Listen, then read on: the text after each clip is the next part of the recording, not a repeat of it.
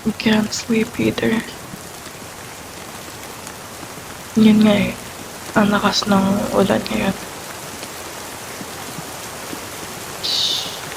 That's fine. Nandito naman ako eh. Walang monsters na makaka-harm sa'yo.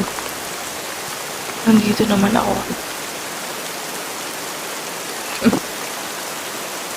Sige na, sabihin na natin na ako yung superhero mo.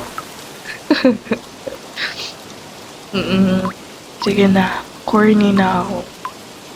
Ako na yung corny.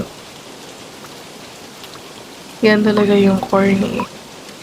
Alam mo, sasabi nila, corny ka kapag in love. Uy! I love you so much. Yeah. You need to sleep. May school pa tayo sa umaga. And dami pang gawin tomorrow. And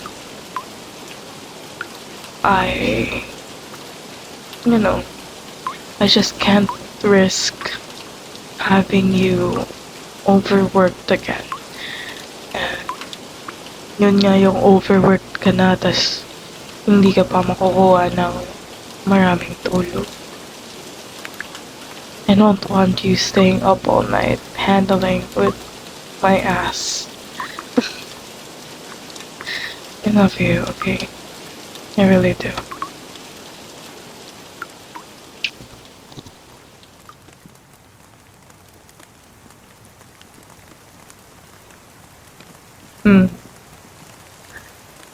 Wait lang. Ano ba to, ha? Getting me turned on, which isn't supposed to happen because it's 2 in the morning and we have class tomorrow. And if you keep doing this, I'll leave you with all sorts of marks tomorrow. Love bites, hickeys, everything you could ever imagine. If you keep doing this, that is. And sa palagay mo ba, hindi ba nakaka-embarrassing yun? Kasi may ipipresent ka diba tomorrow?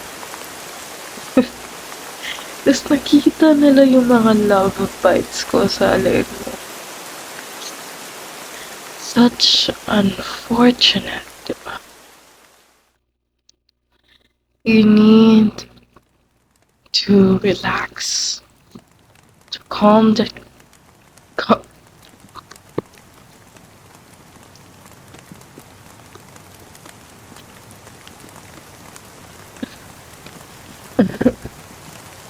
Yan ka na naman eh.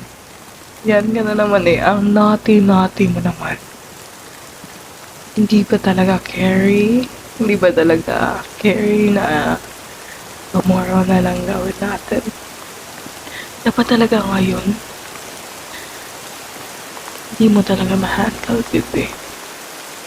Hindi mo talaga ma-handle yung urges mo. Oo na, sige na. Fine.